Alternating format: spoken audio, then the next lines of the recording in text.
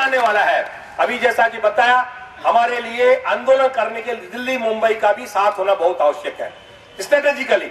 इसलिए आपको पता है दिल्ली मुंबई के साथियों को भी हमने मनाया है, वो लोग भी इस इशू में हमारे साथ कदम से कदम बढ़ा के आगे आ गए हैं।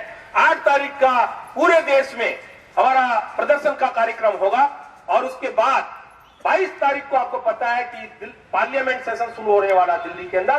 तो उस पार्लियामेंट सेशन के तहत हम लोग 22 तारीख को पूरी जोर के साथ करीब 10,000 कर्मचारियों को साथ लेकर के दिल्ली में पार्लियामेंट मार्च करेंगे। उसके लिए मैं आपसे भी आह्वान करूंगा कि 22 तारीख को 22 नवंबर को राजस्थान से भी आप अधिक से अधिक संख्या में अपने कर्मचारियों को लेकर के उस पार्लियामेंट मार्च में पहुंचे और उसको सफल बनाने में अपना सहयोग प्रदान करें। मैं आपको ये भी निवेदन करना चाहूंगा जैसे राजस्थान की उपस्थिति, क्यों हमने नियर बाई सभी स्टेट को इस बात के लिए बोला है कि वो सारे प्रतिनिधि, सारे हमारे ज्यादा से ज्यादा संख्या में साथी उस पार्लियामेंट मार्च में दिल्ली पहुंचे और इस मार्च को पूरी सफल बनाए।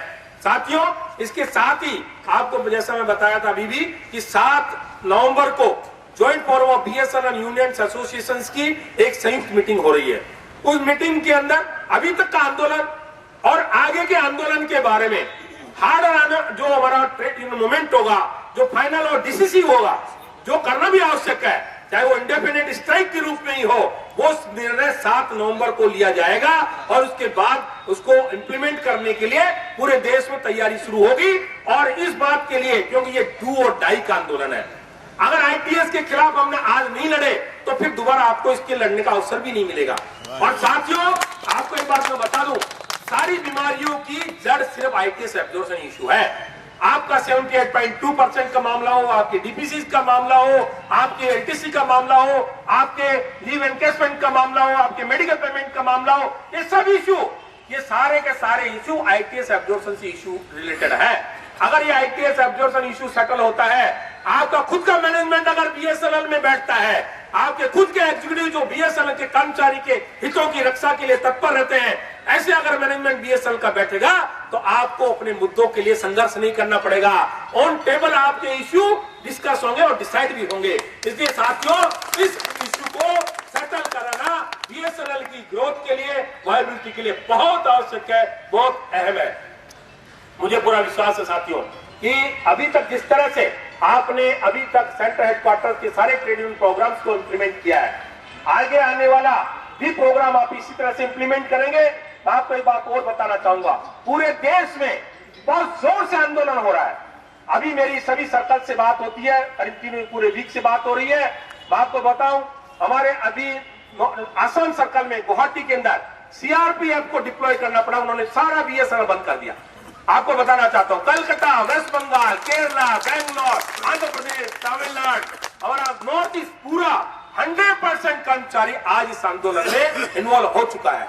सब पूरी तरह से जुट करके इस आंदोलन को पूरा बना रहे हैं। दिल्ली में भी जहां कॉर्पोरेट ऑफिस के साथी हमारे कम से कम आंदोलन में आते थे, अभी वो भी आंदोलन में आए हैं और आंदोलन को पूरी तरह से सफल बनाने में जुड़ गए हैं। साथियों, मैं आपको यही विश्वास दिलाना चाहता हूं, ये आंदोलन एक बहुत बड़ा आंदोलन है और बहुत बड़े आंदोलन के रूप में ही आगे पूरा भी होने वाला है। साथियों, आप डटे रहें। इस आंदोलन को जिस तरह से आपने राजस्थान में भी इंप्लीमेंट किया है, आगे आने वाले दिनों में इससे भी तगड़ा आंदोलन आपको करना पड़ेगा और डिसिसिव, इसको कंक्लूसिव स्टेज पे ले जाना पड़ेगा।